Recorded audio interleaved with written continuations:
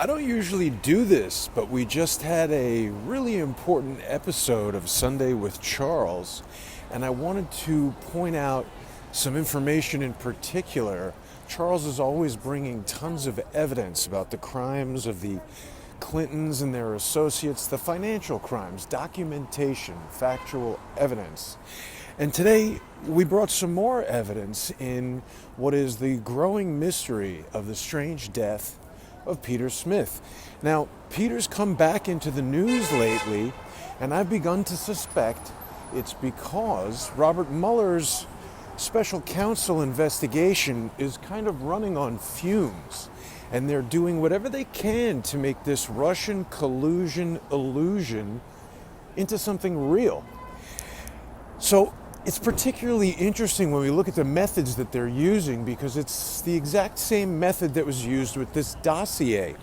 Today, Charles pointed out that Matt Tait, the guy who claims to be the former CEO of Capital Alpha Security, a supposed cybersecurity firm that's lauded by everyone from the Wall Street Journal to Vox to, I don't know, anybody that'll listen to this guy.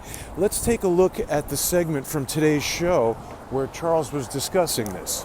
It's in this moment, the 15th of February 2016, that Matthew Tait incorporates this Capital Alpha Security Limited in the UK. This Matthew Tait is a self-proclaimed former employee of GCHQ, one of these companies that I think you sort of never leave. Government Communications Headquarters. Would you like me to Google what? Just if you can go to Google and put Companies House UK. Yeah. In the UK, you can get information, Capital Alpha Security. This is it. You notice that was dissolved on the 24th of July 2018. So we look at filing history. That's very recently. Right, but look at filing history. All right, This is and the then we best. look at the accounts. This thing was the size of this thing. I mean, this is an entity. Matthew Tait was the CEO of this entity. The only financial accounts that are filed for this are if you hit View PDF. This one? Yeah. This is a company so big, okay, if you go to the next page. Look at that equity. Well, it's pounds sterling, Charles, so this is actually about $1.40. $1.35. Sorry. There's a company there, £1 sterling. That's it. Company was started with £1. Never did any business. No records of a website. I've been to the Internet Archive. What kind of cybersecurity company has no footprint, no clients, started with £1, closed earlier this year? Could it be a shell company that was started to give Matt Tait some air of credibility that he doesn't deserve? Matt Tait, incidentally, is a guy, he's involved in the Lyndon Johnson Center for Public Policy. I don't know what people think about Lyndon Johnson.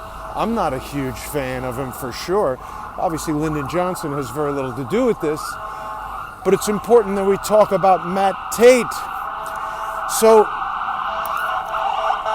it's New York, everybody. Sorry about that. So Matt Tait is central to the Peter Smith death story because Matt Tait is the source for Shane Harris's original Wall Street Journal story, which is referenced in basically every piece of reporting about the death of Peter Smith. Now, I still contend that no other news source, news agency, whatever we want to call these various entities, no one's done more reporting on the death of Peter Smith than Crowdsource the Truth. The detective that was involved in the original investigation in Rochester, Minnesota, said to me in a phone call that we've gathered more evidence about this death than they had. And of course, they're a small police department, and the investigation was closed.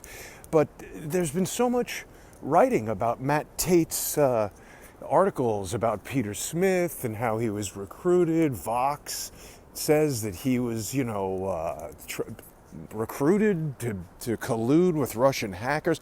This is the etymology of the Russian hacker story. And right now we see the deep state convulsing to desperately push this story down everyone's throat and they're trying to pin it on Michael Flynn with this false story that Flynn was somehow in business with Peter Smith. There's been no corroboration of that whatsoever, and in fact, emails from Peter Smith to Charles Ortel would suggest that Peter Smith doesn't even know Michael Flynn other than reading about him in the news. Now somehow Rachel Maddow gets confused, and she, like, telephone game, she says she's connecting dots, and she claims that Peter Smith met with Flynn. There is zero evidence of that. In fact, I'm pretty sure from Charles's descriptions of his impression of Peter Smith and from Peter Smith's emails that he's sent to Charles, Peter Smith would have been talking it up like crazy if he had met with Michael Flynn. I think this is a completely false story. We said in the previous episode, Cold Case Crowdsource Investigation, the third episode where he investigated the strange death of Peter Smith, we already pointed out that Shane Harris wrote a story that directly contradicted the facts in an email from Peter Smith to Charles Ortel. Shane Harris says that Peter Smith was dealing with Russian government hackers and that he was in negotiations to purchase the emails. Peter Smith said to Charles Ortel that he had located someone who he had hoped had the emails, but he hadn't seen them yet, he hadn't purchased them yet, and the person was most definitely not affiliated with the Russian government.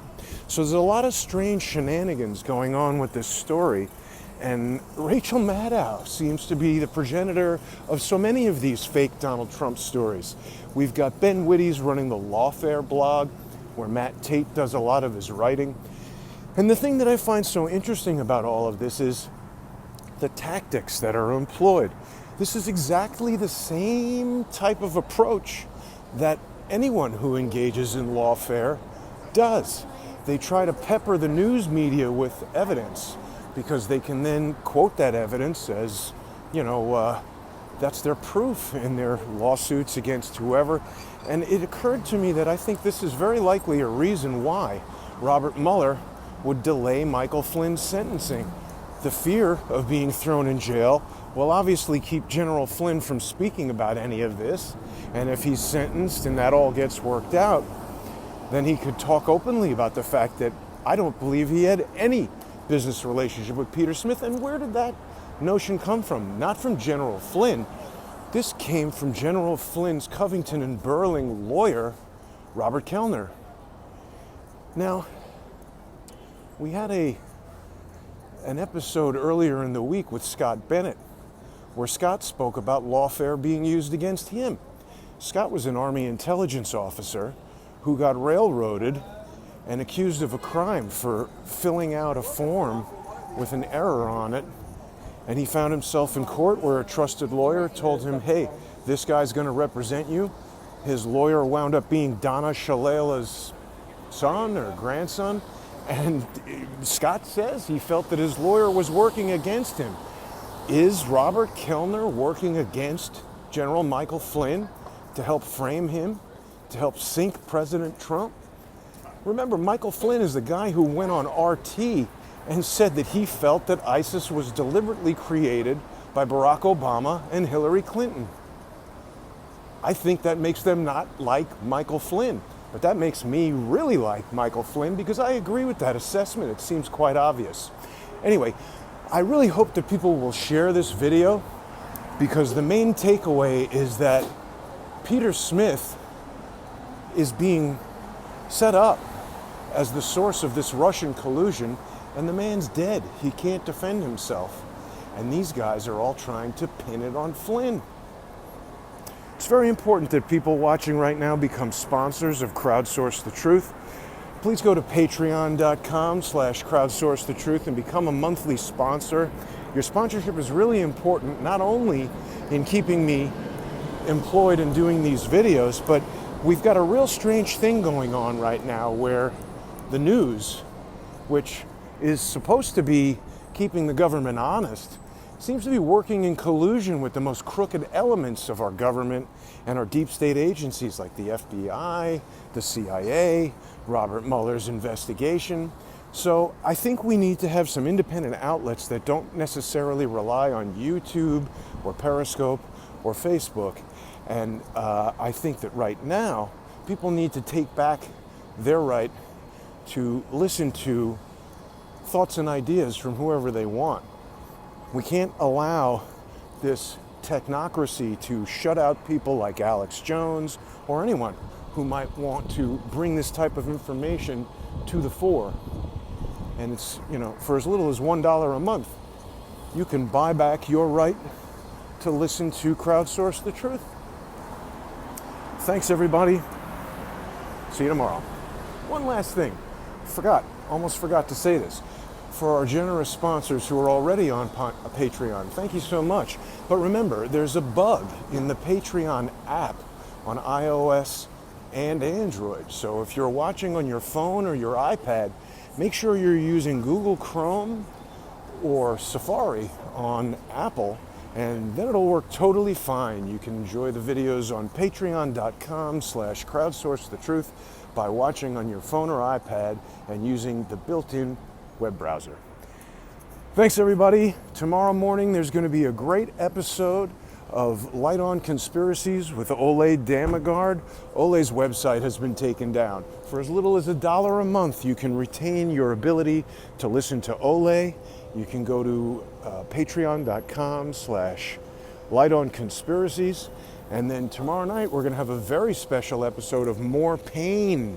Michael Moore joins me for our exclusive Patreon show, only on patreon.com/crowdsourcethetruth and patreon.com/truepundit.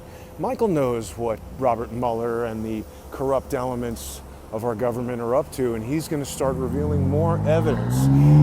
Who else is Michael going to reveal evidence on? Oh yeah, Eric Holder.